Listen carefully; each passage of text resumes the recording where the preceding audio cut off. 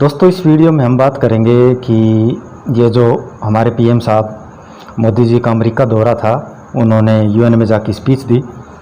इस दौरान उनके इस विजिट को कवर करने के लिए आज तक न्यूज़ चैनल की तरफ से गई थी हमारी जानी मानी एंकर अंजना ओम कश्यप जी।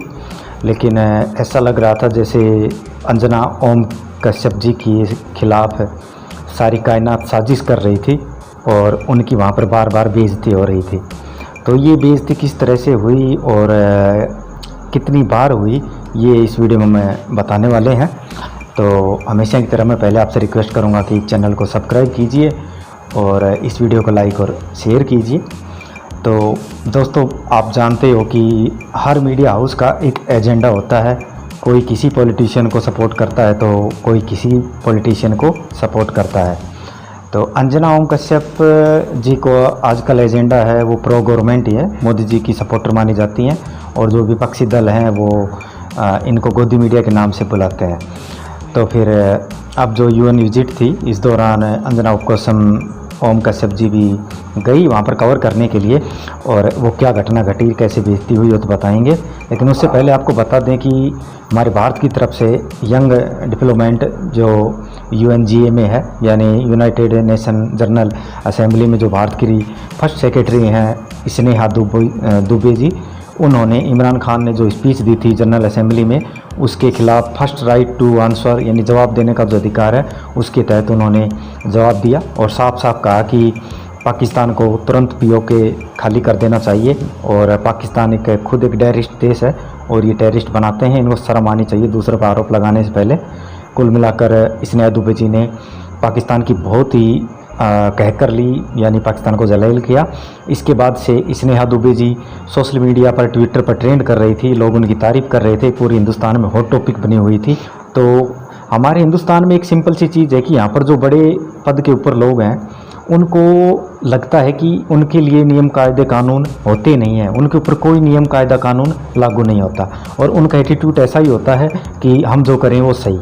तो अंजना ओम कश्यप भी बिना किसी परमिशन के डायरेक्ट स्नेहा दुबे जी के ऑफिस में घुस गई और सीधा उनके मुंह पर माइक ले जाकर कहने लगी कि आपने बहुत ज़बरदस्त जवाब दिया, बताइए आपने ये जवाब किस तरह से दिया, क्यों दिया, देश की जनता जानना चाहती है कि आप कौन हैं, ये हैं वो हैं। लेकिन स्नेहा दुबे जी ने इस मामले में उसकी प्राइवेट इस जो रीत होती है कि लोग दब जाते हैं ऐसे मौक़ों पर, उन्होंने इससे इनकार कर दिया और साफ तौर पर खड़े होकर अंजना जी को कहा कि मुझे जो जवाब देना था मैंने दे दिया, आप यहाँ पर पहली फुर्सत में पतली गली से निकल लो। और उन्होंने अपने हाथों से जो पोज बनाया उसको देखकर सोशल मीडिया पर बहुत मीम्स बन रहे हैं और उस पोज को देखकर आप कह सकते हो कि यहाँ पर अंजना जी की अखंड बेइज्जती हुई है। ये एक प्रकार से उस पोज से उनका रवैया ऐसा लग रहा है जैसे वो कह रही हो कि पहली फुर्सत में निकल लो, मतलब निकल जाओ आप यहाँ से।